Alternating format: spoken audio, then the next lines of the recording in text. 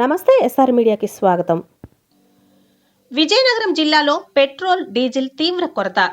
జిల్లాలోని అనేక ఇంధన బంకుల్లో పెట్రోల్ మరియు డీజిల్ కొరత తీవ్ర రూపం దాల్చింది.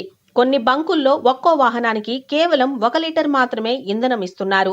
మరికొన్ని బంకుల్లో పూర్తి స్థాయిలో ఫ్యూయల్ అందుబాటులో లేదు. ఇంధనం కొనుగోలు కోసం బంకుల వద్ద ప్రజలు గంటలకు వేచి ఉంటున్నారు. రోజువారీ కార్యకలాపాలు, ప్రయాణాలు, వ్యాపారాలు స్తంభించే ప్రమాదం ఉందని వినియోగదారులు ఆందోళన వ్యక్తం చేస్తున్నారు.